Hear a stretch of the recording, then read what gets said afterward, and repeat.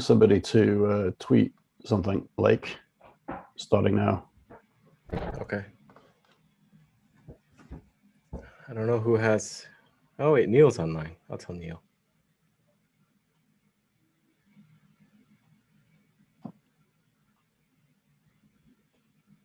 Just a second.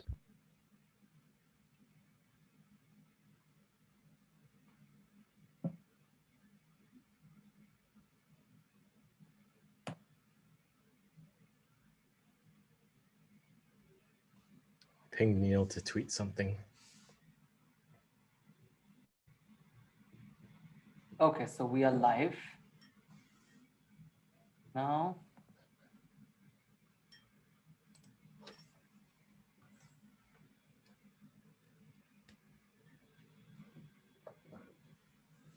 Okay, I think we are all here. Emma, I think I got your cue that we can go live. So welcome everybody to the founder AMA of STOKR. Today we have two very special guests, Adam and Samson from Blockstream. Just for the background, Blockstream Mining Note has been launched last week on STOKR. It's one of its unique kind of an STO that has been launched on STOKR, and we are quite excited, to be honest, for that offering. This AMA is about the discussion regarding the Blockstream Mining Note, where we'll discuss about the note by specific features and those kind of things. Also, we have received tremendous amount of questions in the last couple of days that we would like to address over here. The offering has already raised over 1.3 million euro on the platform itself, and we have also seen quite some interest from the investors already. So it's going quite nicely. We have with us the CEO of Blockstream, Adam Back, and also the CSO of Blockstream, Samson Mow, who will discuss with us regarding this note, regarding the Blockstream mining business, and also Blockstream in general, in certain sense. Samson, welcome. Thanks, Arnab. Would you like to start with an introduction about yourself and about Blockstream? That would be great. Okay, sure. So I'm Samson Mow. I'm the Chief Strategy Officer at Blockstream. I think most people know about Blockstream already, but for those that don't, I'll just give a quick overview. So Blockstream is a Bitcoin infrastructure company. It was founded in 2014 by Dr. Adam Back and a lot of other Bitcoin developers. And the founding of the company was to expand upon and build out sidechain technology. So our first production sidechain is the Liquid network, which some people may have heard of. It's an inter-exchange settlement layer that links together crypto exchanges, but it does a lot more. You can issue assets on it. So USDT is issued in the Liquid network. We have a Canadian dollar stablecoin, LCAD, from Bull Bitcoin, and a number of other stablecoins from different countries as well. We can also do interesting things like issue tracked assets and security tokens. So the BMN, which we're going to talk about today, is actually a liquid asset issued on the Liquid network, and it is a token. And Liquid confers a lot of benefits. So you have faster transactions, cheaper transactions, and confidentiality. So when you're sending things back and forth, no one can see what you're sending or the amount, and it prevents things like front running. So it's a very beneficial tool for traders and people that want to issue and move assets around. We also do a lot of other things at Blockstream. So naturally, we do mining. That was something we kicked off in 2017, and we've been scaling up steadily over the past few years. We are one of the largest miners in North America with about 300 megawatts between our US facilities and our Canadian facilities. And we'll probably get into more of that during the AMA. We do a lot of development to support Bitcoin core development. We also work on the Lightning protocol. We also have Blockstream Satellite, which is a satellite service beaming Bitcoin blocks down from space. So you can go to the middle of the desert with just a satellite dish, receive the Bitcoin core client, and start downloading the Bitcoin blockchain without any internet connection. And that's also something that we're able to leverage in our mining operations. We can set up where there is abundant and cheap power, but not necessarily internet connectivity.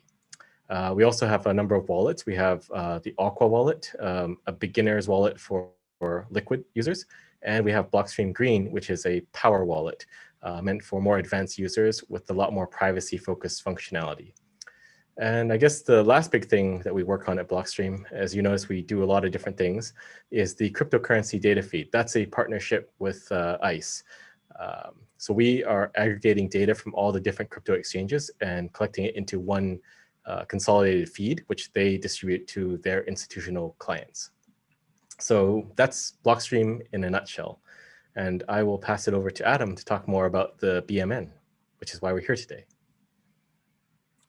Yeah, so I think you know, in summary, there's about what Blockstream is you know, the focus of Blockstream, what Blockstream is about, why the founders came together and founded the company. You know, one aspect of it was to develop the sidechain technology, but generally it's to improve Bitcoin. And there's a saying that's used often in the Linux space, which is rising tide lifts all ships, by which they mean there's a cooperative competition between sort of friendly competition between Linux companies, and as if any of them succeed, it helps the others succeed. And so I think among the companies that reinvest, the startups in the Bitcoin space that reinvest into Bitcoin, Blockstream is probably the company with the highest ratio of Bitcoin technology reinvestment. And so that's why you see us doing a lot of things. We are also, you know, one of the earliest companies to hold Bitcoin on a balance sheet, treasury in Bitcoin, as Michael Saylor has popularized recently. We've been doing that since 2014, and we also pay. We want to align all of our employees, some of who come from different backgrounds, right? Finance or HR, or may not have prior Bitcoin experience. Though most of our technology people have prior Bitcoin experience. So we want them to get hands-on understanding of Bitcoin. And so everybody is partly paid in Bitcoin, i.e. at fixed Bitcoin rates, vesting for 5 years when they start. So that's to sort of align interests, as well as, you know, conventional stock options and so forth. So that's about what Blockstream is about. I would say it's a very mission-oriented company where, you know, Bitcoiners building Bitcoin tech for the Bitcoins, essentially. So we're pretty excited. We have a lot of fun. I think it's fair to say, are generally regarded as probably the top protocol R&D shop in the Bitcoin space in terms of innovations like confidential transactions and work on many advanced features and future things that work their way into Bitcoin proper. A number of Bitcoin features were first seen in the Liquid sidechain, including, for example, Schnorr signatures, which look like they'll be coming to Bitcoin relatively soon. So let's skip ahead to the Blockstream mining notes. So as Samson mentioned, we have been mining a Blockstream for a number of years, both for ourselves and for institutional customers like Fidelity, Reid Hoffman personally, and a number of well-known funds in the Bitcoin space that provide financial instruments that may not have physical infrastructure. And so over the time, we've had a lot of requests for access to this, you know, for regular users. And so the BMN reflects the first step of that. So the institutional contracts are quite large. They start at like $3 million plus, and they're individually negotiated contracts. So the BMN, in contrast, is a securitization vehicle through STOKR, and Arnab will explain a little bit more about that in a second. And it is sort of standardized, so there'll be a possibility to trade that in a liquid sense. So it's basically like buying a 3-year contract to mine Bitcoin with equipment that's managed by Blockstream, and the Bitcoins it mines are held during that 3-year period and paid out to the note holder at maturity, which is at the 3-year mark. Because it's, you know, tradable, and Bitcoin is the most liquid part of its value makeup, you would expect, I think it's fair to say, the the current market price to reflect also the Bitcoin component. So we had some questions about, would you get the value of the Bitcoin if you don't hold it to maturity? And I think the answer is yes, indirectly, because the market price, if you were to sell it on a secondary market, would reflect the Bitcoin price in it, and you have visibility of the Bitcoins mined to date per Bitcoin mining note. So the Bitcoin mining note is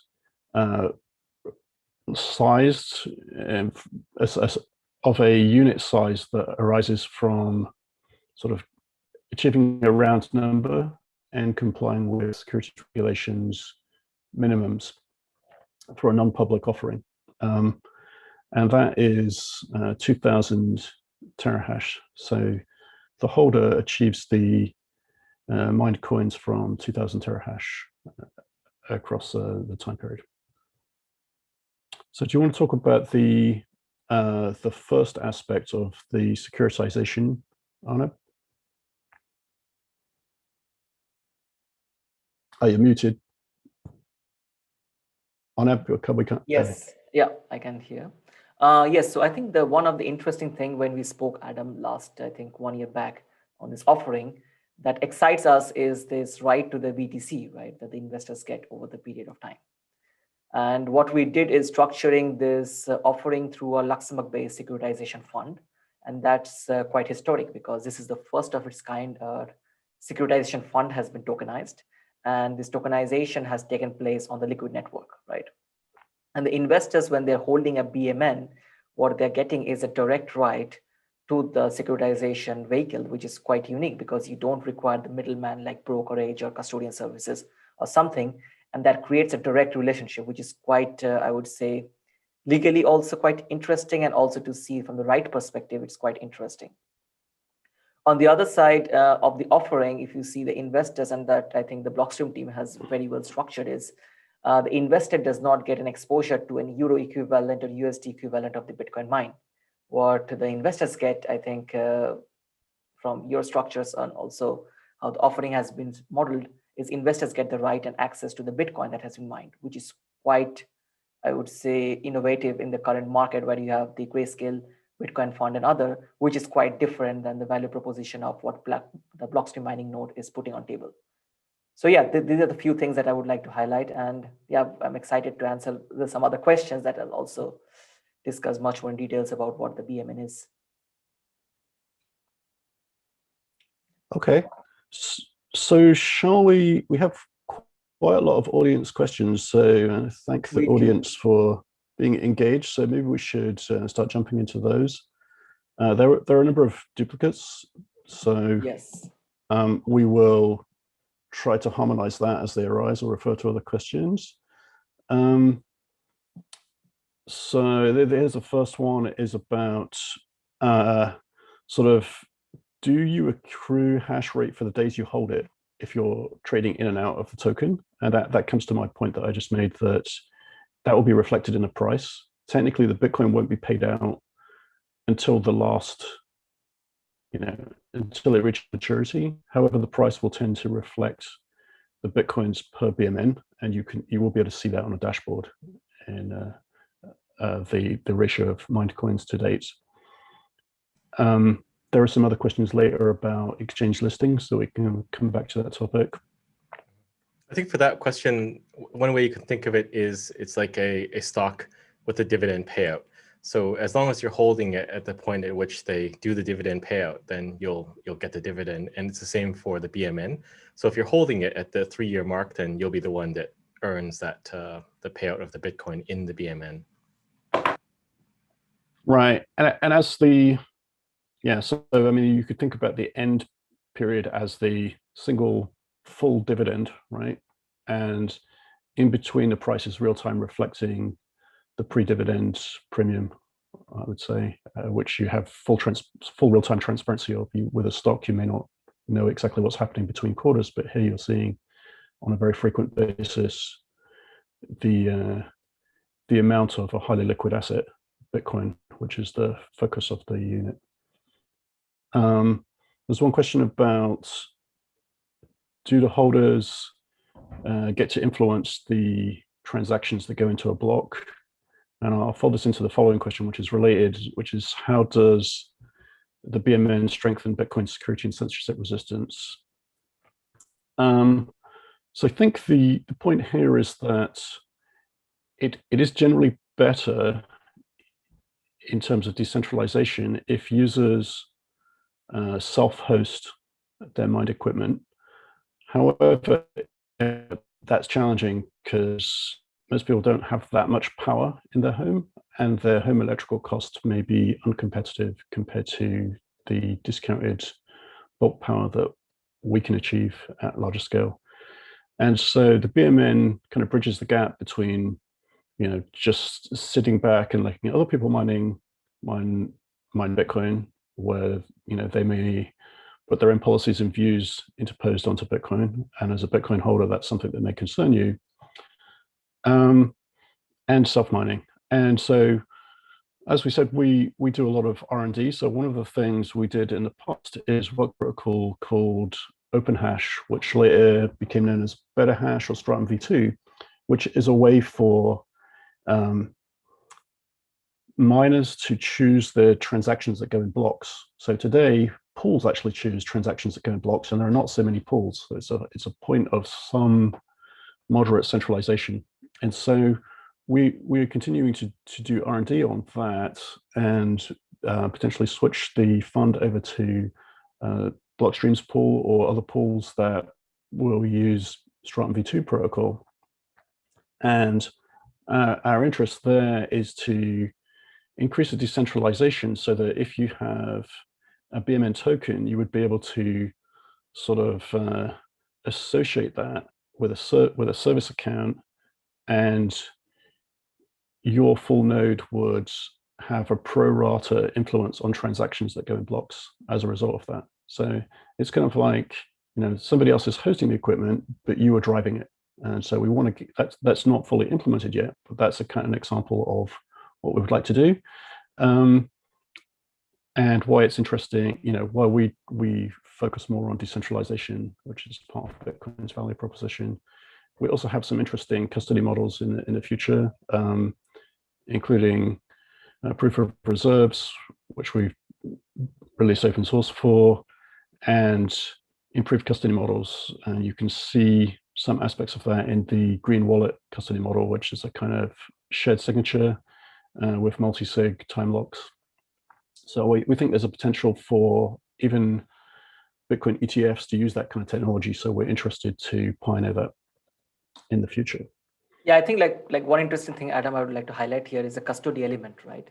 The investors doesn't have to custody for 3 years and they're not paying on top any additional fee. I think that's quite interesting point also when you talk about this instrument's uniqueness, I would say. Yeah, so I mean, at the maturity, the value will ultimately be entirely based on the Bitcoin mined, because you're about to receive the Bitcoin. And so over time, the value slides from the remaining hosting contract and the value of the miners. Increasingly, number of Bitcoins mined start to dominate the market price. So it converges on Bitcoin. And at near the end, it is essentially a Bitcoin custody or ETF-like product for non-public investors, with no additional custody fee, though it does have fund operating fees, and there are other questions about that. So I'll come back to it. Another question: will US investors be able to participate in the future? We had that question multiple times. The answer is maybe in the future. This iteration is for non-US investors. Yeah, so I'll skip the next question. That's kind of esoteric. A question about the startup date. Yes, the startup date is 6th of July. There is a significant shortage of mining equipment. The Bitcoin price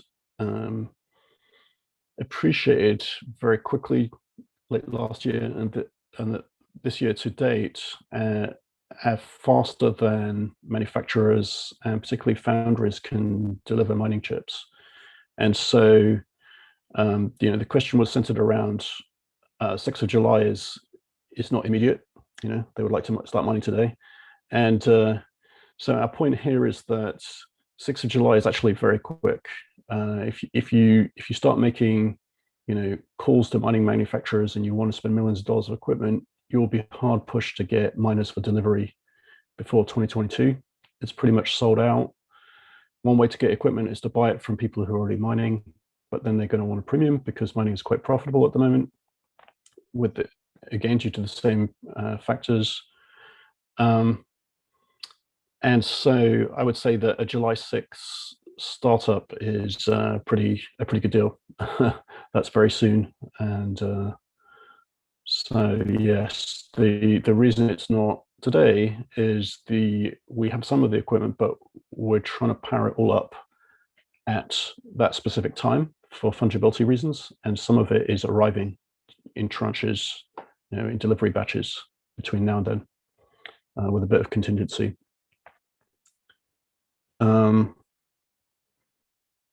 Next question is about the 3-year duration. Yes, the duration is from the 6th of July.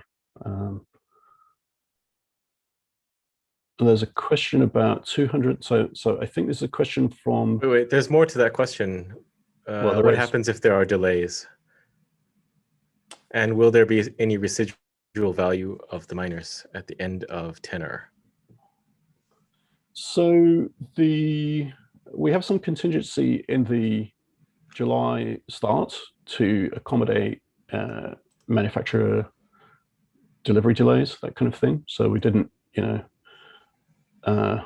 that's partly why the July date and not, a June date, for example. So we have June as a contingency period. The residual value question, we think the residual value is likely to be low at a 3-year mark. And there are other factors, there are disposal fees, recycling fees, and delivery cost if you were to sell. So, looking at how we're handling some end of life previous generation miners that we were mining, I would not ascribe value to them. 3 years is a long time in the mining space. Yeah, so we expect the batch of miners to last about 3 years. So these would just be likely disposed at the end of life cycle. Right. So the next question is about the size of the investment. The size, yeah. Yeah, and so I'm taking the investor's question because he says that he would like to dive. It's a sort of allocation question, and so I'm taking it that he would qualify to invest, but he feels that 200,000 euros is a large allocation, and so it's I think the point here is that it's a factor in the European securities regulations that there's a minimum size, which is actually 125,000 euro for the investment. We did see a lot of interest, which is why we started working on this development, and obviously we're interested in decentralization in general. But to give you an idea, the institutional sales typically start at $3 million and go up from there. So already 200,000 is a significant improvement in sizing. And a simplified standardized contract, those institutional sales are kind of negotiated custom contracts. So I think the broader answer to the question is this is a first step, and we may also seek approval for a general public product with smaller thresholds in the future. Also, this will be likely traded on exchanges, so you will have secondary markets, and the sizing will be smaller on those markets, I guess, dependent on what the exchanges decide to implement as the lowest denomination of BMN that you can trade. That's correct. However, I would say that the investors would still need to qualify under the non-public offering terms, but there is securities divisibility down to 0.01 BMN, which is about 2,000 euros at the launch price. So as people are investing in it, we had another question, which is, there are 62.5 200,000 euro notes. How do you sell the last half if the minimum purchase is 1? And there's that sort of related question, but actually people may invest uneven amounts. And so the divisibility is actually down to 0.01. So somebody might buy, 1.23 notes, for example. And so that's inherent. And on exchange, that kind of granularity will be possible. But also the market price will fluctuate over time based on the input metrics of the hash rate and so forth. I would like to add on this, Adam, here. Please. This exchange listings currently is being discussed, but this is something to come maybe in future. What is interesting over here to note is that investors has to minimum invest 1 BMN, that is 200,000, but that can go, as Adam mentioned, it can go below as like 1.01 BMN. So that's 0.01 is the minimum denomination that we can see here. One very interesting thing to highlight for the people who are listening also from here, coming much more from the traditional finance market, is you don't have a transfer agent fee, you don't have a custodian fee. So that's a significant improvement compared to the traditional financial instruments. And that is actually brought by Liquid and also the security token market as a whole, which is quite an interesting for this entire BMN offering.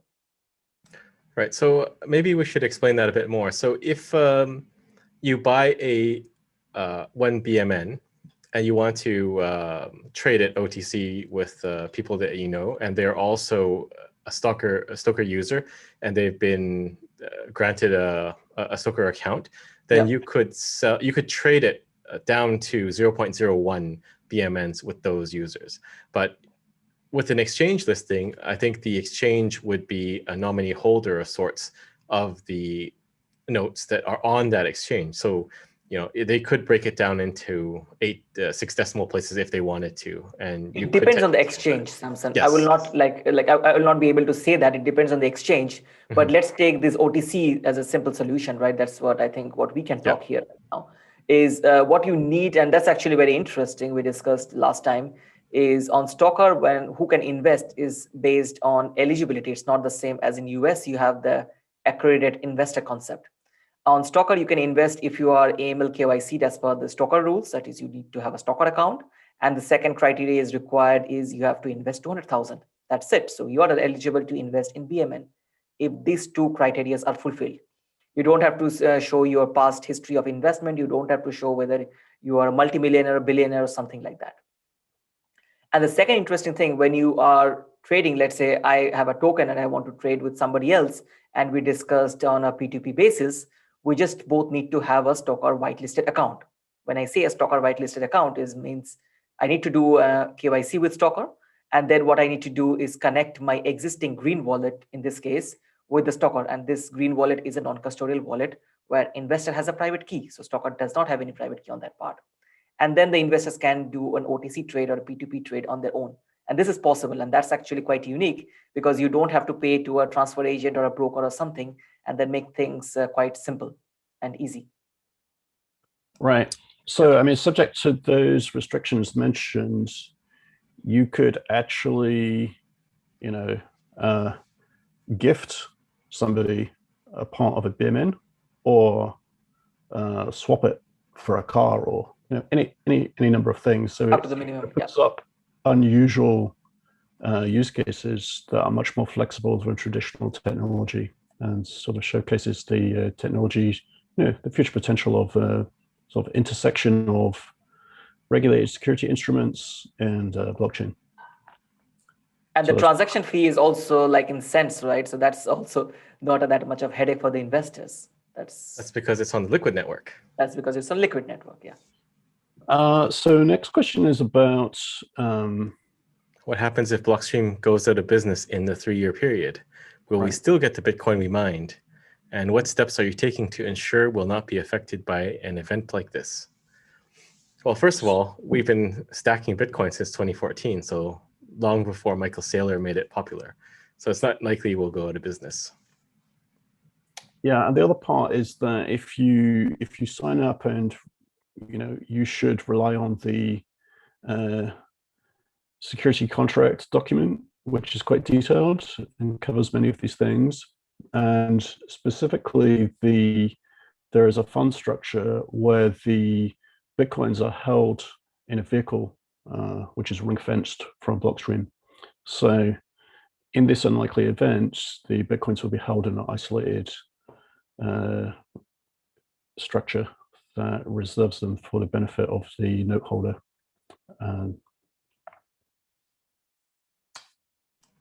So the next question is about, so a BMN is 2000 terahash, as we mentioned.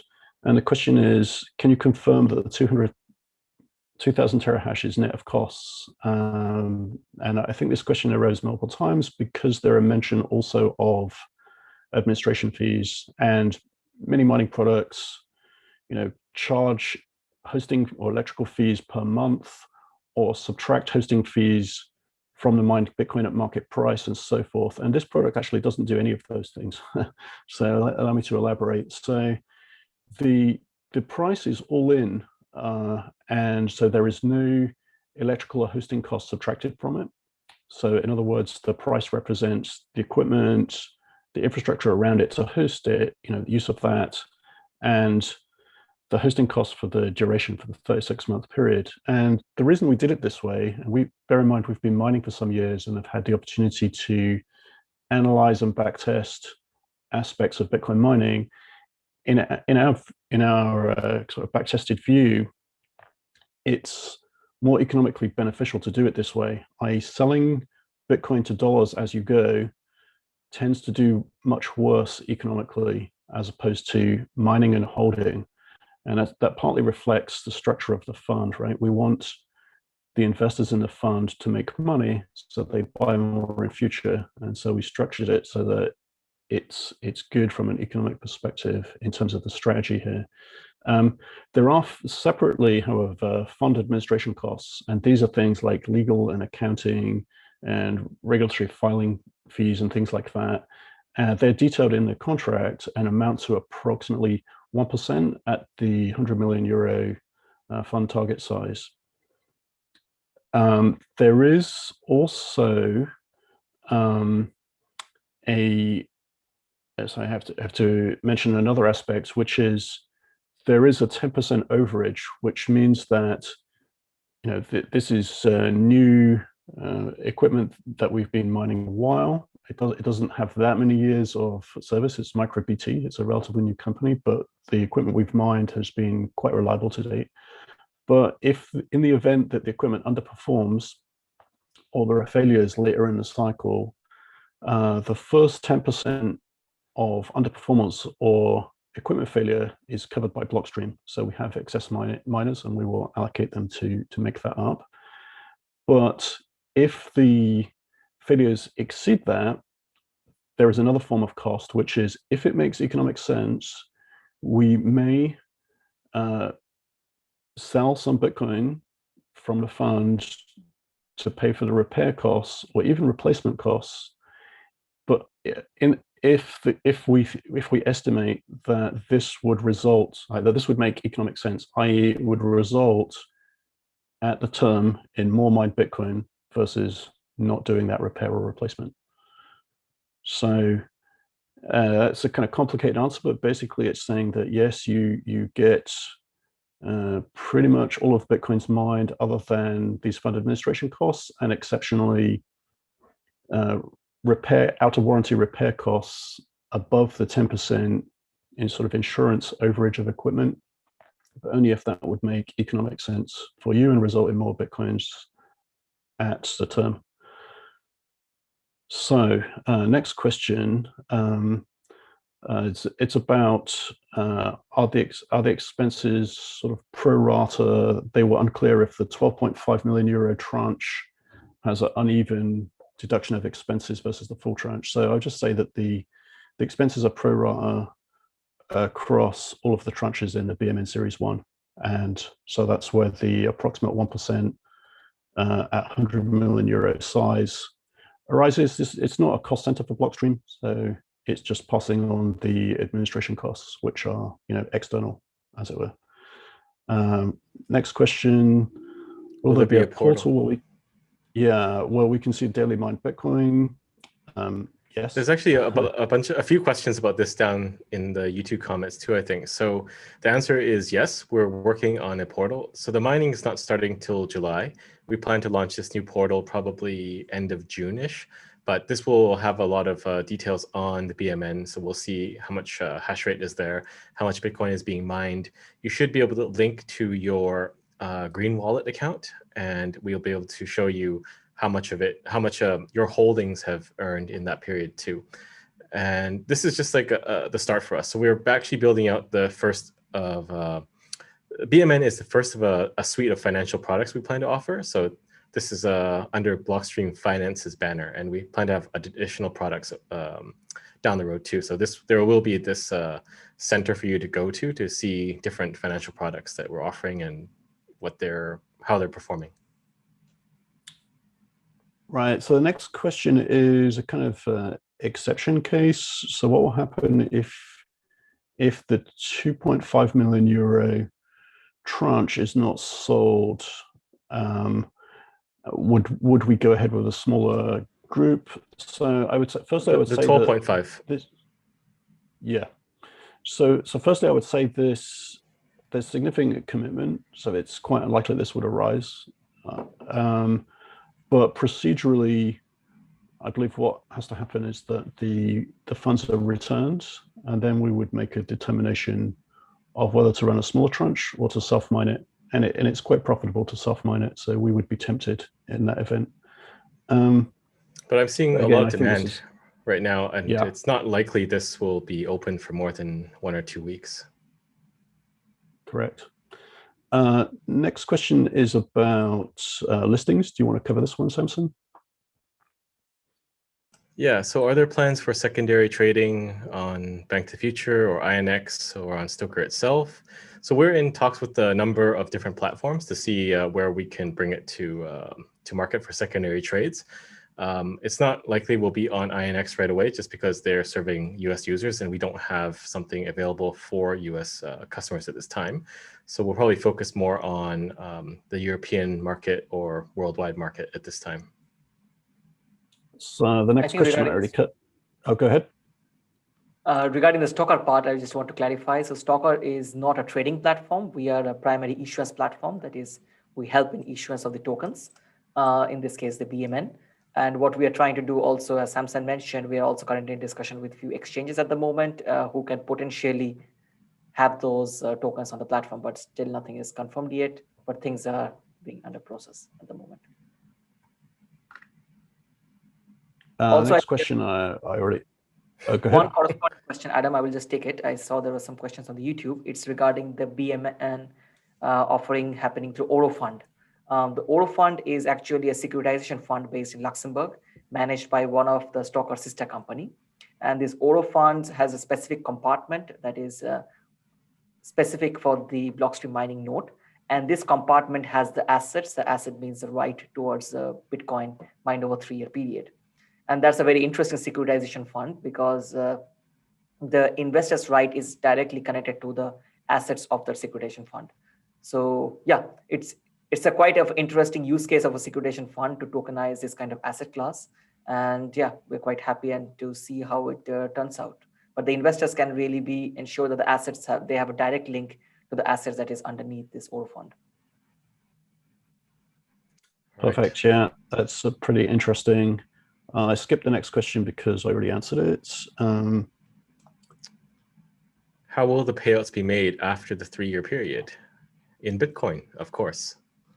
Yep. And another question is, this is an interesting question. So they read about the 100 million as the target for the fund, of which the 12.5 million euros is the first sales tranche. And so they're asking if later tranches will be dilutive as they result in additional mining capacity. And so the answer here is quite interesting. So of course they're designed to be non-dilutive, but what's interesting is how we achieve that. So if you consider that after July, the existing BMN tranches sold by that point are mining And so as we sell more sales tranches after their mining, let's say there's a sales tranche in September, to achieve fungibility, we have to market by, for the September start, the number of coins per BMN that have been mined to that date. And the equipment sold will come with a 33-month contract plus the mined Bitcoin. So that means that they are fully fungible. As a user, you don't really distinguish or care whether you have, the sales tranche before or after the September editions.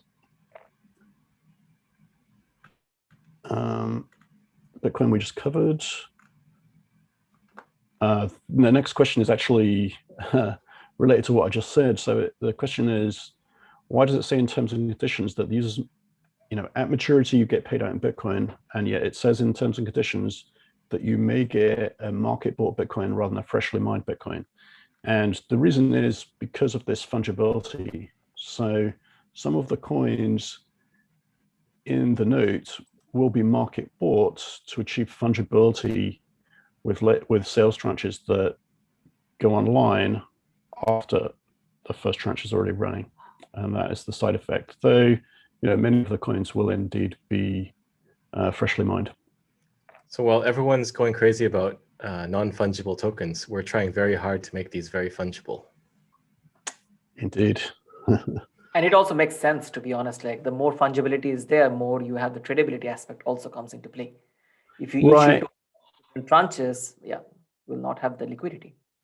Correct. Yeah. So I mean, the fungibility here is both in the sense that people talk about Bitcoin fungibility, that one BMN is equivalent to another BMN from different sales tranches.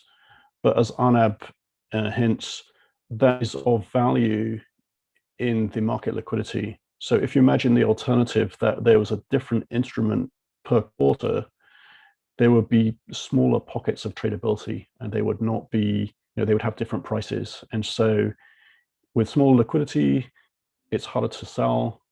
You get bigger spreads, more slippage. It's harder to find a matching buyer. It's more complicated for people to evaluate the value of it and so forth. So the fungibility across a series is a key design point here, and that also differs significantly from the the enterprise contracts, the institutional contracts that we've been selling previously, which are just custom contracts and not not tradable at all. In fact, have to be held to maturity. So the ability to trade in and out is pretty interesting, because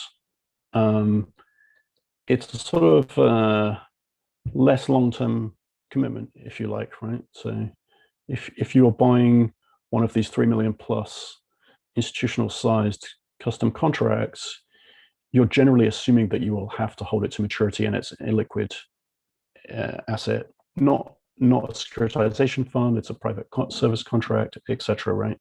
So the liquidity is a benefit, I would say, because if you need access to some of the money, you could reduce your holding subject to market liquidity.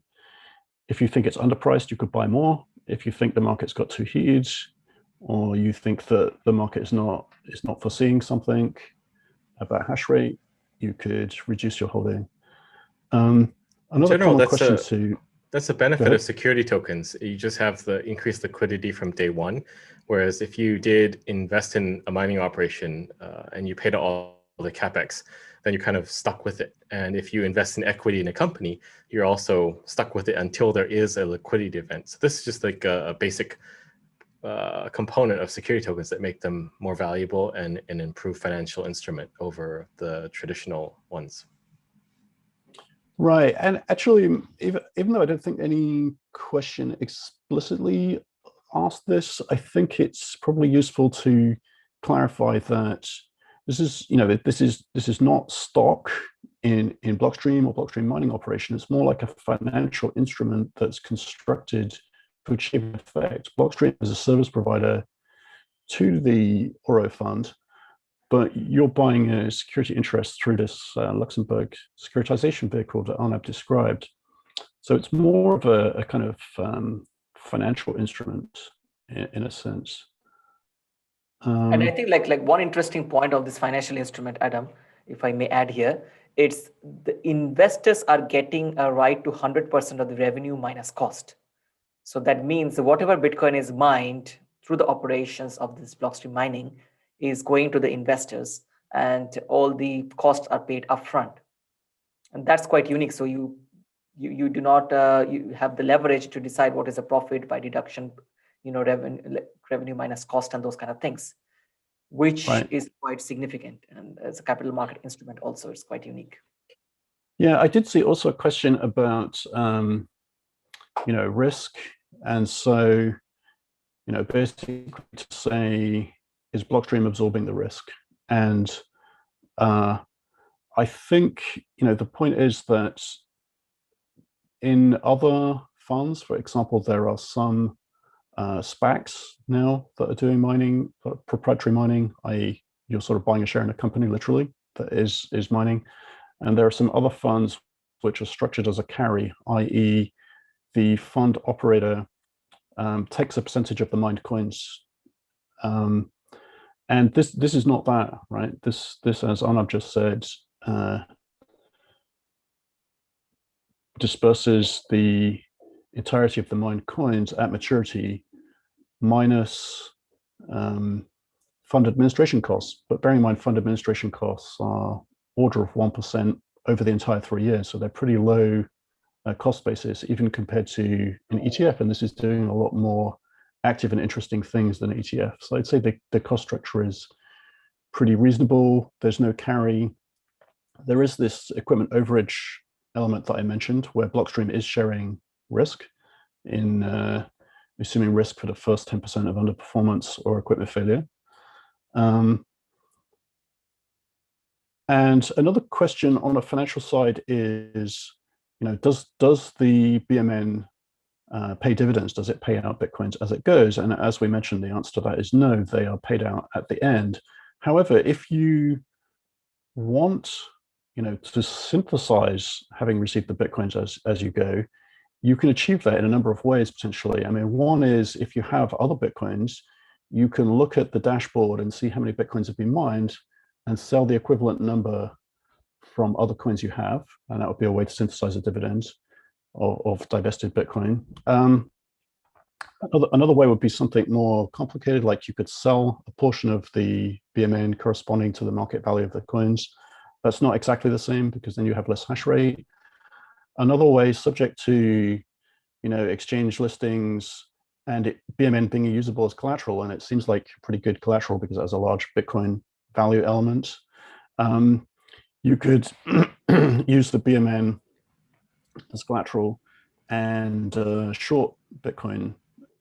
I short the number of Bitcoin that are per BMN, and in that way you'd actually also pick up an interest rate on the on the Bitcoin component and achieve a similar effect. The easier way probably is to go to some lending platforms that you're familiar with and just tell them, I have BMN and I want to borrow against it. And it's likely they'll be able to do something because all it is a wrapper for Bitcoin, really. Right. So we'll see what features the exchanges that, assuming exchange listings are achieved, what kind of advanced features, and it depends on the exchanges. Some are spot, some have derivatives and futures and so forth. So I think it'd be pretty interesting if you're able to use it as collateral, or if there are, derivative products offered on top of the BMN. That would be pretty interesting as well. I think I also have a question for both of you from the exchange perspective here. This instrument is denominated in Bitcoin, and the underlying asset is actually Bitcoin, technically, right? So can't exchanges also, don't you see that exchanges can also use this instrument as a better, because you can discover prices very easily for such instrument because it's connected to BTC, and also for futures and other, this instrument can have a significant value. Like, what are your thoughts on this? Yeah, I mean, we have discussed with a couple of the exchanges the interest to see derivatives on top of mining. So one of our interests in this is to see the price discovery for this kind of instrument. I think it's the only instrument really of its exact type. And So derivatives on top of that would be, interesting for speculators and investors, but also like, futures in other industries like oil futures or commodity futures could be interesting to people with a specific need, i.e. to miners who may want to fix or control their costs, reduce their risks, and if they are being conservative, somebody else can assume that risk and potentially achieve an upside on it. And I think some of the exchanges be interested in these kind of things. So we'll see how that plays out. Yeah. The other thing is the BMN is sort of the first iteration of this financial product. I think down the road, we want to work together with you, Arnab, to perfect it and create a perpetual BMN of sorts. And I think that is more interesting to build derivatives on top of than the one that is expiring. Right. Yes, I think it's a starting point. To hear more from us. It's a starting point. Like we started with somewhere which is much more achievable from regulatory, tech, and also all other compliance aspects. And as we move further and we see the market demand, we can definitely add different layers to it and make it more accessible. As a lot of questions asked, we understand that 200,000 is not accessible for a lot of people, but also we are in a challenging market where we see the Bitcoin ETFs in US is, yeah, it's a moving target, right? And you need to do something for the market and you need to move forward. And that was the most achievable as a starting point. Yeah. Okay, I'm going to skip one question and come back just because we're still on the fund structure topic. So we'll be able to see the expenses, and these expenses are detailed in the contracts. They're not a profit center. They're responsive to legal accounting and filing expenses. There are some details on that in the contract. So now onto a more technical equipment question. So they're asking about the type of equipment. Is this a micro BT, Watts miner, specific series, or model version? So there are actually quite a lot of model versions of equipment. It changes on every other month. They have a new variant, slightly more efficient, or they sell different efficiencies in parallel. So, and the other question is, will it be brand new at start? So yes, this equipment is all arriving in batches. We have some already, and it will continue to arrive. It's new equipment. The second part of the question is, what is the expected failure loss rate of the hash rate over the years? So it's hard to project this because this is a relatively new manufacturer and new series of miners, right? And there are new variants. But I would say that we have been mining this manufacturer's equipment and this kind of model variant for some of the institutional clients and ourselves, and it has met its performance targets. The reliability has been very good. They've been pretty good about delivering on time. So we've been pleased to date. But as with other quality assurance, the kind of long-term durability of the product is ultimately not fully known until you've seen it in the field at volume. So good so far, time will tell. Yeah, we're also not bound to just using the MicroBT hardware. If there is other hardware available from other manufacturers that performs at the same efficiency or better, we might look at procuring those as well. But it really just depends on what is available at any given time and what we can get. Right, and another question here is, are they brand new? So the ones going into this sales tranche are, and there is specific wording in the contract about quality of machines over time as we bring more machines in. So we're aiming for a high quality bar.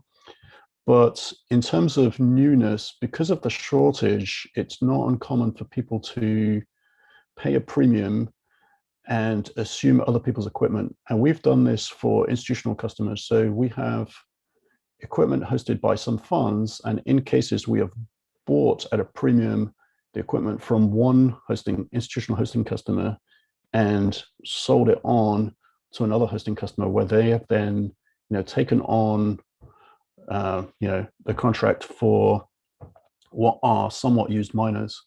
And that actually, even though that customer paid a premium, that was extremely financially beneficial to them ultimately, given what's happened in the last few months with price. And so due to the equipment shortages, it can be that we may acquire recent equipment because the quality targets, but it may have been operating for a month or two, for example. So that's that question. So there's some questions about return on investment. Are you able to find the slides, Arnab, with the graphs in? Well, not the slides, but the yes, I can share document with you. the slides. Yep. Let me share the screen. Let me know which page you want me to be in. Yeah, so I think, well, let's find, there's a question about, let's go back to the question for a second. So they're asking about an example return on investment analysis up to June 2020. So we have, I think, 3 slides with return on investment for 2016, 17 and 18, something like that. So yeah, this, go back. I have to go back, right? Yeah, I think it's backwards. Backwards. I think these are 3 slides. 1. Yeah. 2 and 3rd one. No, this is going forwards though. We need to go back about 5 slides.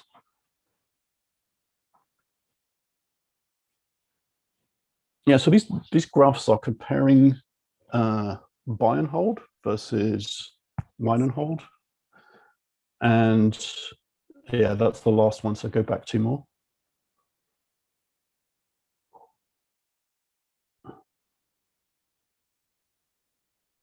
I think from here it starts. Okay, so yeah, go with forwards from this. This is just showing, oh, that's backwards, forwards. You want to go down or up? Up. Oh, up, okay. Okay, let's start here. So, here, yeah. No, the previous one. So I have to go down actually. So page 12. Page 12 with this one. Yeah. This one is 12. Sorry, 13 then.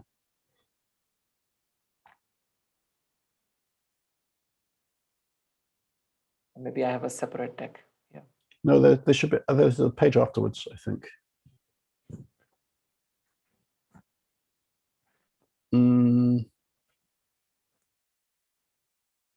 This one. Yeah, stop here. One? Okay. Yeah. Oh, move.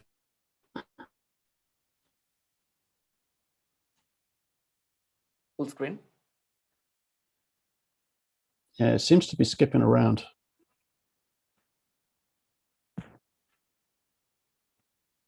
Okay, well, let's talk for a second. So the blue line is buy and hold for this specific period. So this was, you know, at the beginning, this would be equivalent to buying the somewhere near the 20,000 peak. You know, when people invest in Bitcoin, they're often nervous about the entry point. You know, they've seen a price increase and they don't know, should they wait for the price to pull back? Or if they wait, will the price appreciate further? And then they'll feel like they've missed the boat, as it were. And so that's a common indecision point for new investors in Bitcoin who are looking to use mining, you know, who may consider mining as a way to establish a Bitcoin position. And what we found and what some of these graphs show is that mining is actually an interesting way to establish a position which has less sensitivities to the entry price. So, you know, if the price goes up or down after you started mining with this model, where it's, you know, there's no deduction for electrical cost, and you're holding for the period, for the 3-year period, which which our backtesting shows is better than selling as you go. In all 36-month periods we looked at, actually, across multiple years. And so you see here that in this instance, the mining actually outperformed buying, and the white line is showing actually the advantage of the BMN versus a custom contract which is not liquid. So which is to say you have a resale value, whereas with the mine and hold, you're in a sunk cost situation because it's not liquid. And there are some assumptions stated on the right about this depreciation model assumed, which may be imperfect. So in any case, this is a case where it's mining and holding outperformed buying. Of course, Bitcoin price has a pretty meteoric and volatile price history. So there are certainly many cases where buying outperforms mining. Now let's see if we can find another slide for down. Let me go down.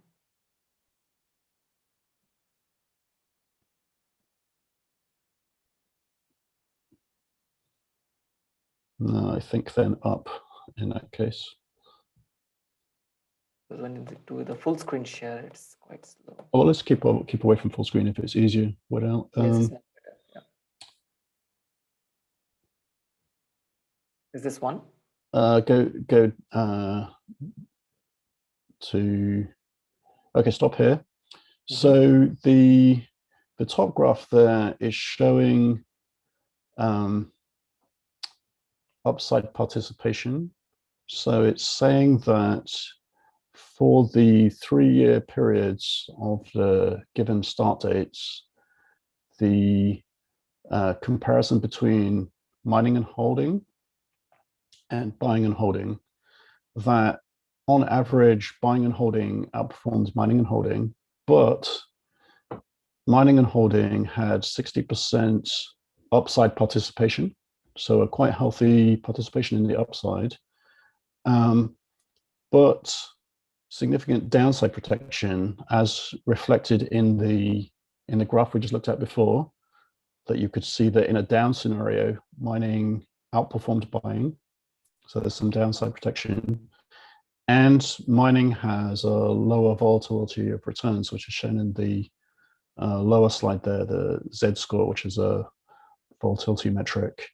And so that is interesting as well, because another challenge for people investing in Bitcoin is adapting to the, at times, very big volatility that comes with an unusually high Sharpe ratio investment profile.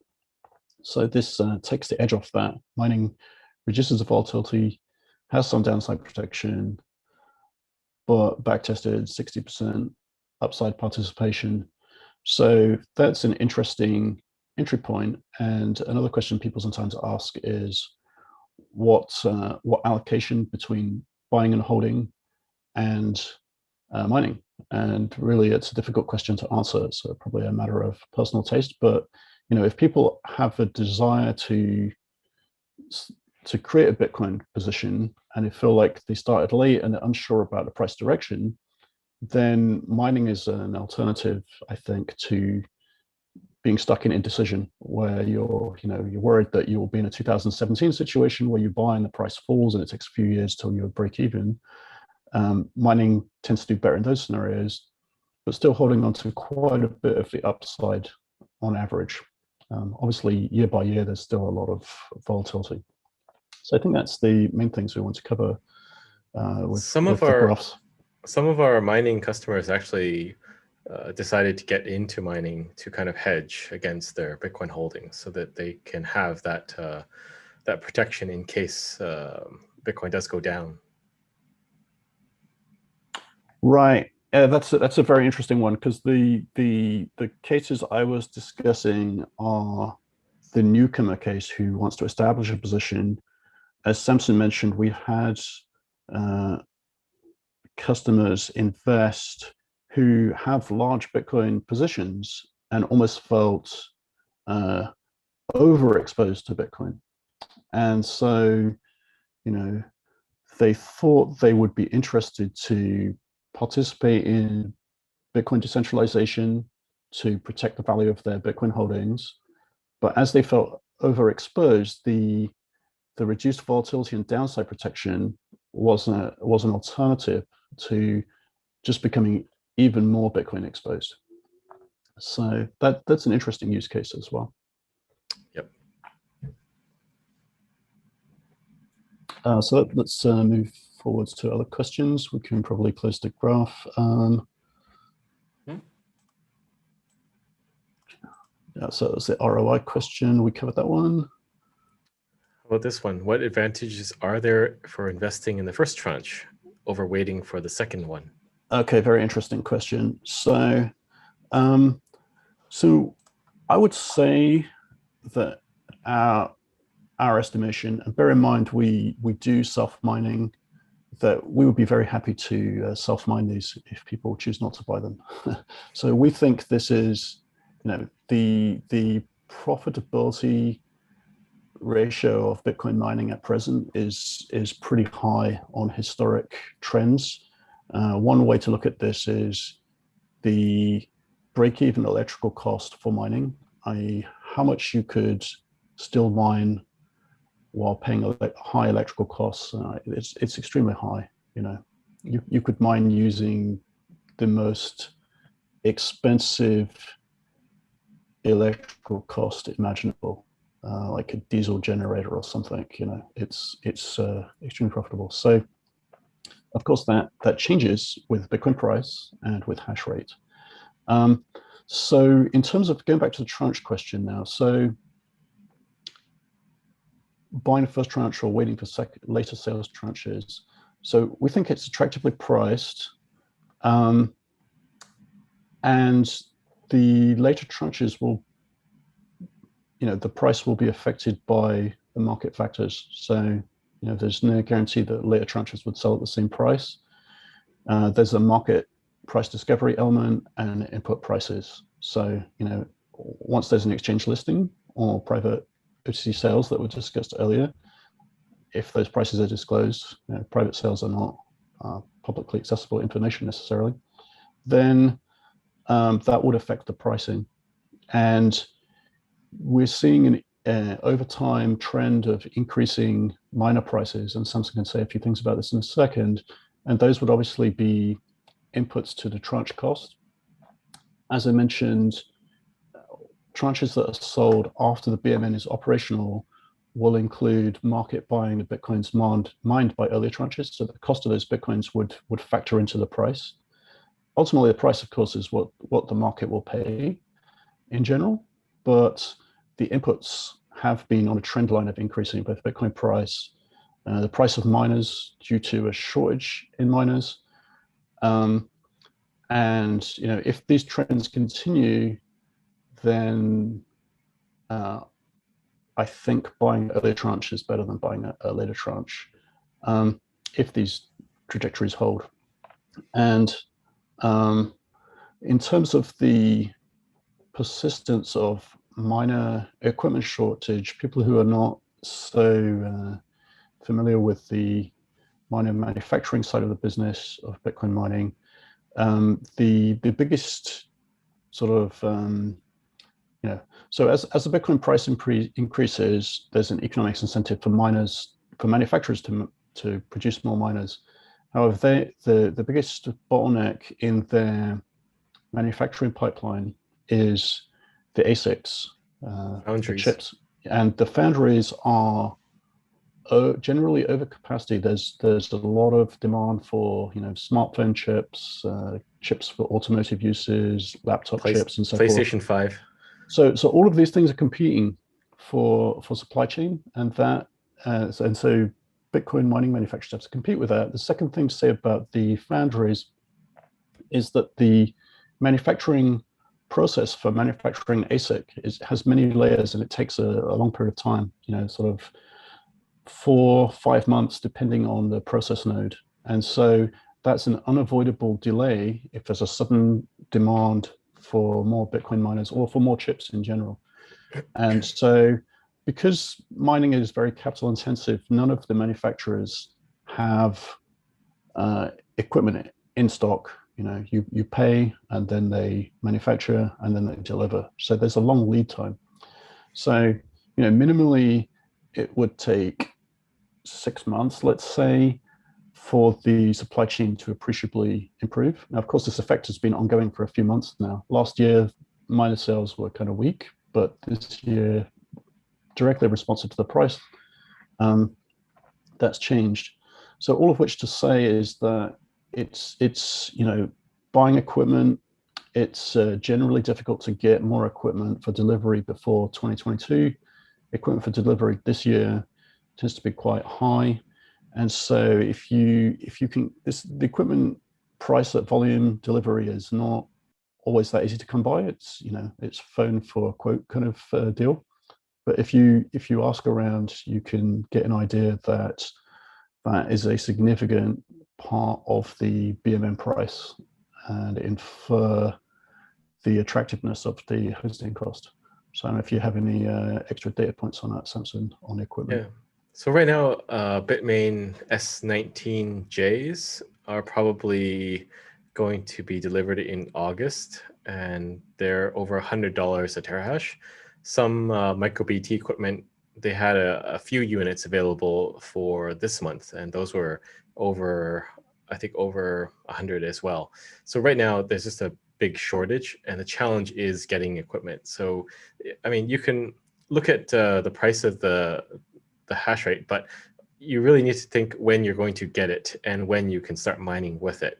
So even if someone is willing to sell it to you cheap, it may not be available until sometime next year, which we are running into right now. And it's likely that some of the manufacturers have overcommitted their supply, and they may fail to make delivery on some of their earlier commitments too. So there's a risk in that side as well.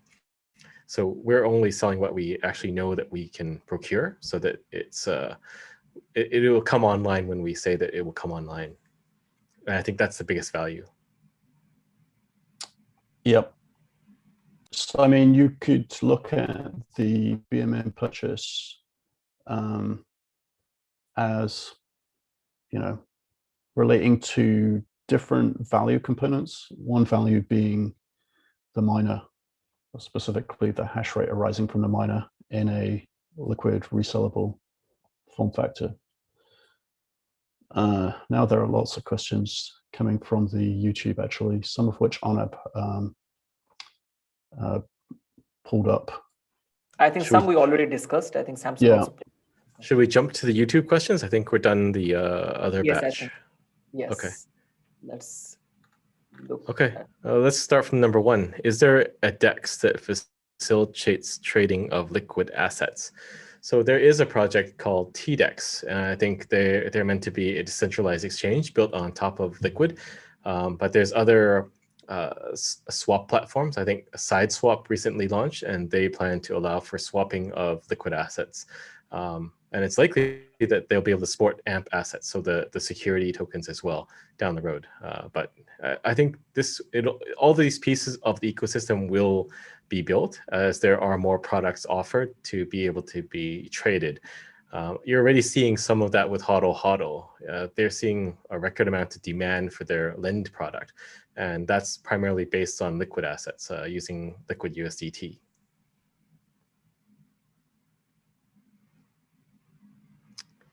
I think the next okay, I struck a few because we already covered them. Yeah, the next one is, are new miners coming online as a result of the Chinese rainy season? Usually the rainy season brings old miners online, so miners really don't get obsolete. They're just obsolete for certain price points. So I think there was a point at which S9s became profitable to mine too, and people were trying to buy them up. But with the rainy season, typically you see a surge in used hardware equipment being purchased, and that can affect the hash rate growth for a limited amount of time when it is cheap and readily available. Yeah, I mean, other things to bear in mind is the new equipment is significantly more efficient and power dense than the old equipment. So the old equipment starts to have a diminishing impact. The new equipment is 2.5 to 3 times more energy dense. Yeah, I think one question now, I think it's coming towards me. It's how will the mined BTC be distributed among the token holders? Is it through the STOKR platform? This is very interesting because when you are opening a STOKR account, you connect your green wallet, you whitelist your green wallet in simple sense. And the issuer, in this case, the Oro Fund, as well as the Blockstream knows who are holding this token at any given point of time, because we just need to check which whitelisted address is holding it. And when a distribution is happening after 3 years period, ideally the structure is the Bitcoin will be issued to the green wallet that is connected to that whitelist. If the investor decides otherwise and they inform otherwise before the distribution happens, it can be also distributed in some other address. But that structure is right now because we know which green wallet you're holding, so it's very easy for us to see. Do you want to take a shot at 9, Arnab? Yes, number 9, which jurisdiction will the mining be implemented in? I think the mining is happening in the Blockstream mining jurisdiction. So this is not happening from Luxembourg itself, but it is happening in the areas where the Blockstream is operating their mining operations. Could you say about the, I mean, apart from the physical mining, could you say about the fund jurisdictions like Luxembourg, Cayman? Yes, it's in Cayman entity, actually, the jurisdiction of the mining operations. There's the Blockstream's ring-fenced entity based in Cayman Island that is operating this business. So it will be a Cayman vehicle that is entering into relationship with the Lux entity. Next question is interesting. So they're asking about a price per kilowatt hour, and effectively it's because it's a bundled price. It's you know, you achieve target terahash, you don't have to consider that really, but you can infer or estimate, you know, it's a combined price between 3 years of hosting and power for the equipment, but the equipment may vary over time as more sales tranches come on. So some of it may be more or less efficient according to availability, but the units are interchangeable and have a terahash. If you would like to estimate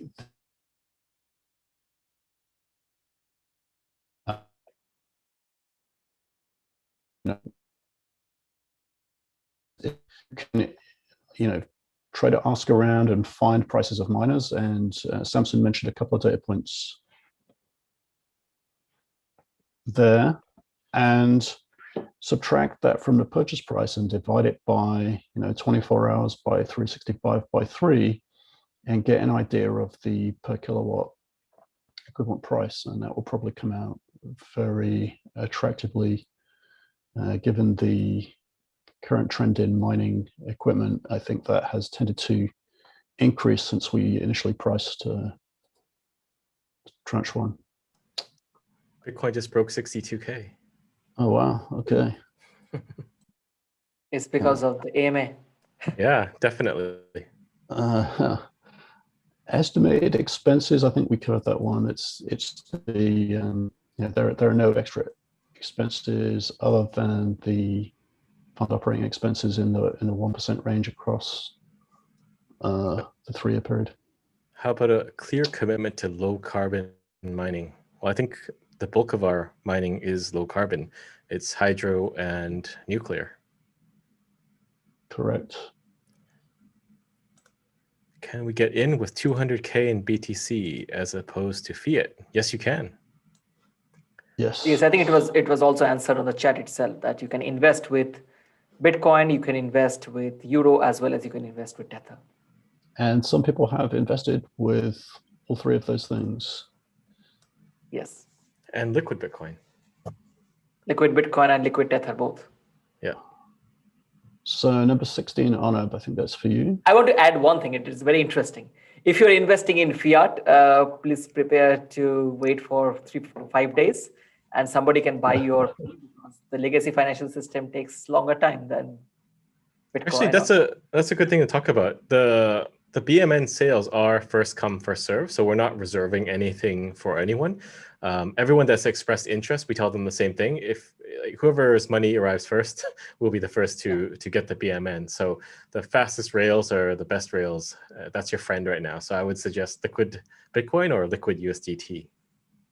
Yeah. Yeah, and that's actually, but it's actually reflective of the experience we have as a provider in buying equipment from manufacturers. They will give you a quote, but they won't hold the quotes.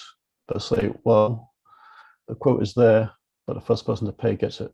And that's because, there's a shortage of equipment. And if they hold a quote, that's at their risk. So I think that, generally speaking, the same holds here. Arnab, number 16, yes. The registry, a question about the registry. Yes, I think this question I already answered quickly, that STOKR Okay. is holding the whitelist database. So I think we covered that point. So at number 17, how will we know who else to trade with? So obviously, if and when there are exchange listings, that would be through an order book. Interim private OTC, that's an interesting question, how to discover other users. I guess maybe, on channels related to maybe there will be a assets. comment section on STOKR at some point. You can put a comment that, Okay. hey, I want to sell. If somebody wants to buy it, you can just do it. But this same thing, maybe it's a longer period of time.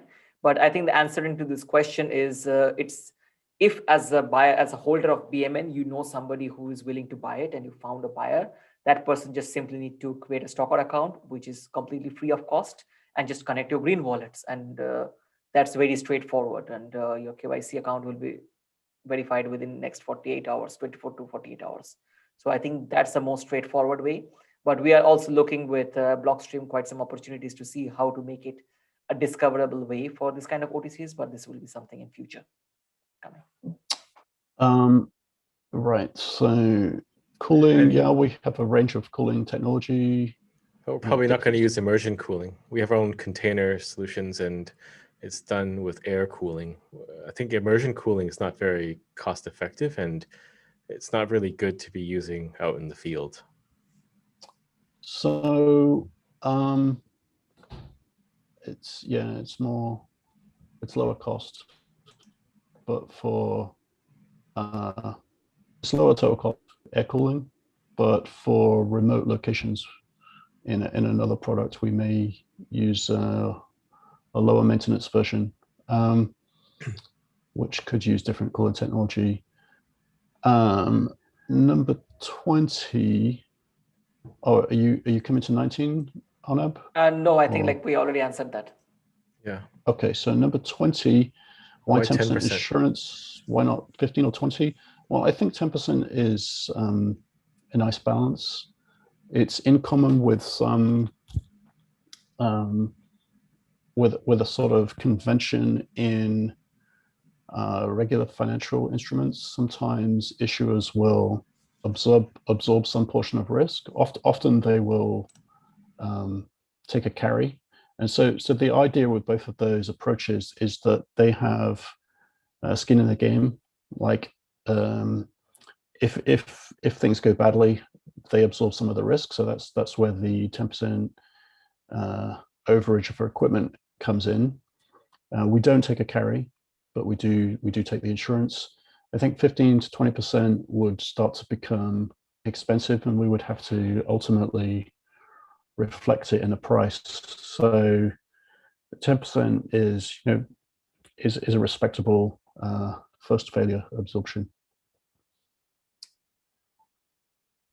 So why are we taking outside in, are we making it in a financial instrument as opposed to software? It's an interesting question. I think it's partly, philosophically, and we have been, is the answer. We've been self-mining for a number of years, but there's a scale of capital, and we think also a value to decentralization. So that's why we wanted to package this kind of product, make it available to a wider array of investors, like below the $3 million minimum that we mentioned, and package it with technology that brings more user control of the hash rate they are buying, versus somewhat centralized pool technology and other technologies. So to improve the decentralization over time. And it's a question of scalability too, right? So we are already invested in a lot of technology development, infrastructure build out, and our own mining. So by bringing in customers who capitalize the equipment purchase, we can scale further and improve decentralization. Capital, the capital intensity of Bitcoin mining is just enormous. It sort of keeps pace with Bitcoin price growth and is in the billions. So we can't limit what we can buy in-house. I think this question I will take. Does STOKR control the STO contract, and can STOKR confiscate the BMN if the regulators orders it? The first thing is they're very interesting. The Oro Fund, that is the issuer of this instrument, it's based in Luxembourg. And Luxembourg is one of the most, I would say, crypto-friendly jurisdiction in Europe, considering the fact that Bitstamp and Bitflyer, two of the biggest exchanges, are regulated from Luxembourg to operate in Europe. So that side is like regulators turning hostile in Luxembourg against BTC is quite low at this point of time, actually. The second is, yes, if there is somebody, goes into high AML risk, or some investor suddenly becomes blacklisted, some sanction list or something, STOKR has an obligation to de-whitelist that address. And that means that investor will not be able to hold or trade or transfer the token. But this is something like which every kind of financial instrument has, because financial instruments like BMN is a regulated instrument. So we need to follow specific rules or regulations in order also to make others investors who are holding this instrument to be safe and to be able to hold those tokens legally. So we have to follow all the regulatory regime that is connected to financial securities when you're holding or when we are issuing the BMN. I think it's important to point out that this is a security token, so it is following all the regulatory rules, and it also confers the protections of the regulators too. So there are other hash rate tokens out there, I think, but they're not security tokens. So you don't have the protections, you don't have the guarantees, and they could be deemed securities down the road. So, I mean, there's pros and cons to different things. Like if you want an unregulated security, then there are those options on the market, but the BMN is a security token and it is regulated. Yeah, there's a kind of worst of both worlds aspects to the unregulated instruments, I think, which is that they run the risk of adverse regulatory enforcement, and the contracts are highly unusual, i.e. they are defective by most measures to effectively try to avoid regulatory classification. So it's a different balance. And I think it's probably fair to say that,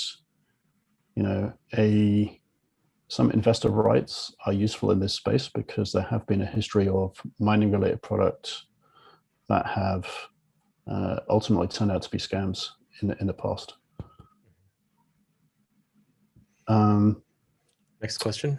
Have you agreed on price and delivery terms?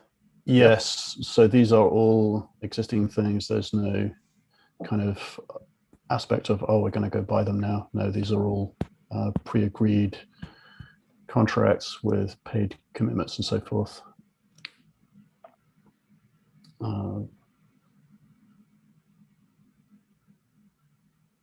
I think we have one question, which you already answered regarding the pool. But yeah, I think that this is regarding the cost of the tranches, right? As it's a fungible instrument, all the costs will be shared. And yeah, there's also like only the first tranche is placed, considering the fact the fund cost is also a little bit gets off the balance. So it's also a matter of scale. The more scalability it comes, the more cost decreases over the period of time. So that's, I think, can be answered in that regard. Yep. Tax implication from Luxembourg residents. I see there's one question. To be honest, this needs to be analyzed based on the investor specific. It's a kind of investor, is private, individual, or corporate, or something like that. So we cannot answer this immediately. But definitely, once an investor comes on STOKR and invests, we would definitely support them to find what is the best way. But as also being a Luxembourgish company, we can also guide them. So it will be our pleasure. Right. I mean, I guess there may be some securitization mechanism for people not familiar with it is a quite interesting financial legal construct. So I think it provides fairly direct ownership and responsibility. So it's not, you know, it has a certain degree of isolation and rights, and is not deducting at source taxes towards the user at the top level, right? Yeah. No, I think the structure is also made quite interestingly, where investors can have a good advantage of the return. So I think this, like once we see how the returns are being calculated and when it's paid out, I think this can be managed quite, I would say, efficiently, because that's how the structure was well thought of, how it has been created. So it's a very well thought structure. Okay, I think we are nearing the end right now. Samson, Adam, do you want to add anything before we wrap up the discussion? Yeah, I mean, I think the we're pretty excited about bringing this to market, making it more accessible. There may be a couple more steps in the future, both in terms of further access, further markets, and hopefully exchange listings. We'll see if the OTC direct user-to-user trade picks up. That'll be interesting to observe. And we're primarily interested as well in improving technology, seeing more sort of multi-sig, time lock user control of ETF-like products, more transparency, more user control, for example, with the better hash protocol of being able to use your tokens to pro-rata control or influence which transactions go into blocks. Pools today are a bit of a centralization point. That's why we started working on the open hash protocol, which later became known as better hash, and then Stratum v2 is another name. So we're interested to bring that technology into the fund. And as with most technologies actually in human progress, to build things, you need to build an economic model that supports the technology development. So, SpaceX launching rockets is actually more of an economical problem than a sort of science problem, right? So you need economics to drive the engineering to make the physically possible a reality. And so we are the kind of SpaceX of the Bitcoin world, building much of the technology. And so, your support as investors enables us to scale and improve the technology. So that's our commitment, basically, that we will drive the technology part of Bitcoin's rocket, as it were. And the BMN itself is very, very interesting too. It's issued on a Bitcoin sidechain. It's using a security tech called Blockstream AMP to issue and manage this. It's better than smart contracts because it doesn't clutter up the chain, and the cost should stay low because the policy server is done outside of the chain, and we just sign the transaction based on whatever policy settings, in this case STOKR is setting, and you're mining Bitcoin and you're earning Bitcoin. So it's a overall very interesting instrument, I think. Yeah, I think like adding to this security token element, what Samson mentioned, what is very interesting is like when the STOKR is not a middleman here, right? STOKR is just an interface. So issuer and over here, the investors, they have a direct relationship because the tokens confer the relationship. You don't require a paper document to back up that right. And these tokens goes to the investor's green wallet directly. So that means you don't require, like if STOKR tomorrow goes, off grid or something, you still have a direct relationship with the investors. And that's quite interesting and quite, I would say, fundamentally different what you see from traditional financial instruments. Also, when you see right now the tokenized offerings that are coming in different exchanges, like we saw recently the Binance data something, these are technically not tokenized offering. These are somewhere kind of a bookkeeping based on a bookkeeping from some kind of broker, which is quite different over here because you have a direct relationship as an investor. And as Samson mentioned, STOKR started on Ethereum, but fundamentally at this point of time, issuing securities on Ethereum doesn't make sense because cost is way too high for any investor to manage. And I think Liquid definitely provides an alternative option for that and provides also the security that the Bitcoin underlying promises. And we are quite excited also to have this instrument on the platform, and hopefully people like the experience of using STOKR in the coming days. All right. Perfect. Thanks a lot. Thanks for your questions. Just for the note, if somebody has more questions that comes up, or maybe like hearing this as a recording, please feel free to write an email to support@stokr.io or to the email address, I think over here is bmnsale@blockstream.com, right? Like, is it right? Correct, Adam? I think Say it again. it's BMN Sales, right? Yes, that's sales, correct. Sales with an S. Yeah, bmnsales@blockstream.com. That's correct. Yeah. Perfect. Thank you very much for joining and listening to us. And thanks also to Adam and Samson and Emma specifically for coordinating this call. Love you guys and meet you soon for the next AMA. Ciao. Thanks for hosting. Thank you to the audience. Bye. Bye.